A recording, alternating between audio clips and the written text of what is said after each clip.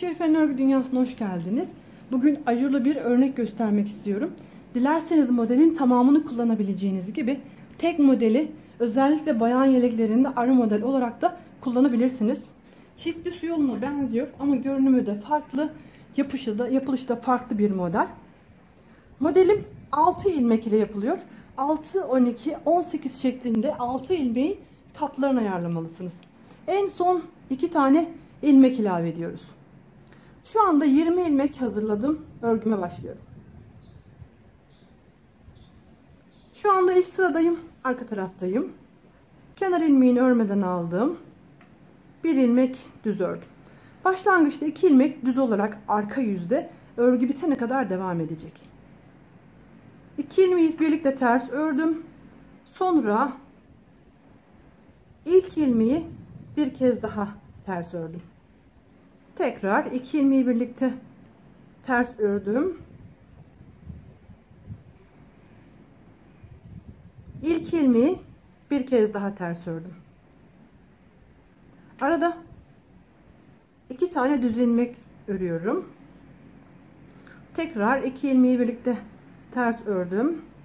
İlk ilmeği bir kez daha ters ördüm. Tekrar 2 ilmeği birlikte ters ördüm. İlk ilmeği tekrar ters ördüm. Arada 2 ilmek düz örerek bu şekilde sıra boyunca modelimi kuruyorum.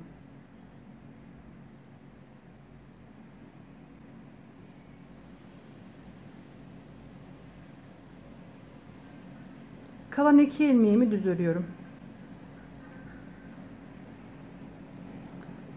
Örgümün ön yüzündeyim. Başlangıçtaki 2 ilmeği ters ördüm. Düz ilmeklere gelince önce 1 ilmek artırdım. Sonra 2 ilmeği birlikte düz ördüm. Tekrar 1 ilmek artırdım. 2 ilmeği birlikte düz ördüm. Aradaki 2 ilmeği ters örüyoruz. Ters ilmeklerin bittiği yerde hemen bir tane ilmek artırıp 2 ilmeği birlikte kesiyorum. Tekrar 1 ilmek artırıp 2 ilmeği birlikte kesiyorum.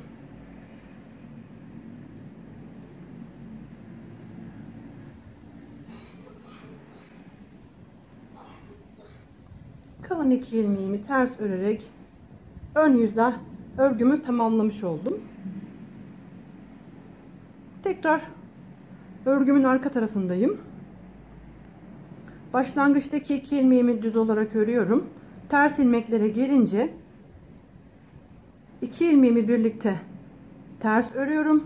Sonra ilk ilmeğimi bir kez daha ters örüyorum. Su yolu modelinde 2 ilmeği ters örüp artırma yapıyoruz. Ama bu modelde böyle değil. 2 ilmeği önce ters örüyoruz. Ve aynı 2 ilmeğin başındaki ilmeği bir kez daha ters örüyorum. Ve bırakıyorum.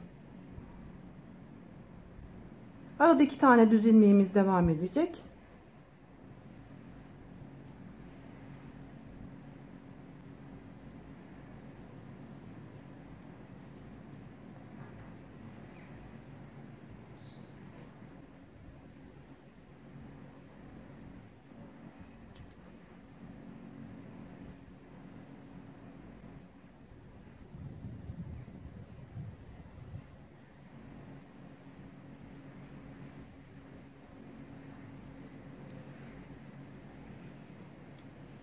Tekrar örgümün ön yüzündeyim. Modelim ortaya çıkmaya başladı. Başlangıçtaki 2 ilmeğimi ters olarak örüyorum. Düz ilmeklere gelince önce 1 ilmek artırıyorum. Sonra 2 ilmeğimi birlikte düz örerek kesiyorum. 1 ilmek artırıyorum. 2 ilmeği birlikte düz örerek kesiyorum. Aradaki 2 ilmeğimi ters olarak örüyorum. Ters ilmeklerden sonra düz ilmeklere gelince önce 1 ilmek artırıyorum. Sonra 2 ilmeği kesiyorum. Önce 1 ilmek artırıyorum. Sonra 2 ilmeği birlikte düz örerek kesiyorum. Ben arada 2 tane ters ilmek kullandım. Dilerseniz bu 2 ilmeği azaltabilir ya da çoğaltabilirsiniz.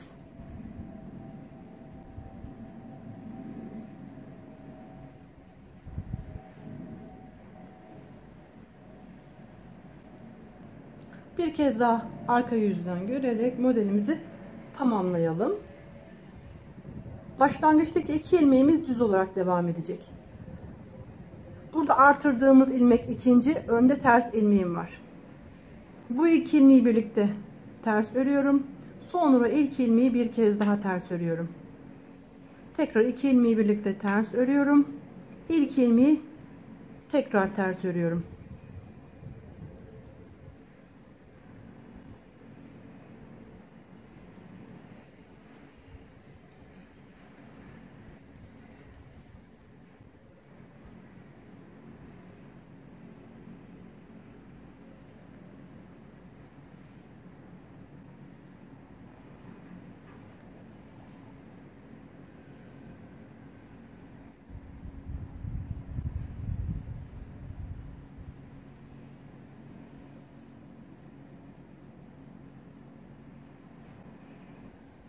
Modelimiz ilerledi.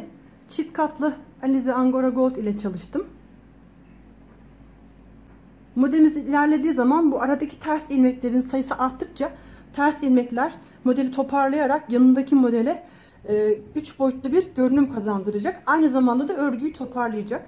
Bu yüzden aradaki ters ilmek sayısını artırdıkça örgünüz daha fazla toparlanacak. Bunu göz önünde bulundurun.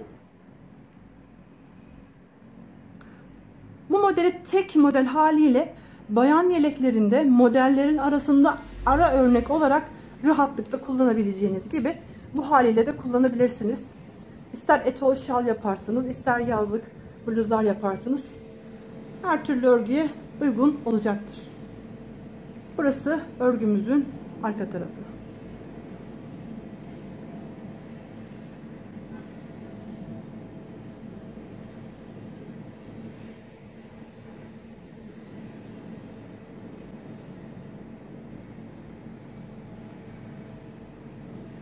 Modelimi 3,5 numaralı şiş ile çalıştım. Yapmayı düşünen herkese kolay gelsin.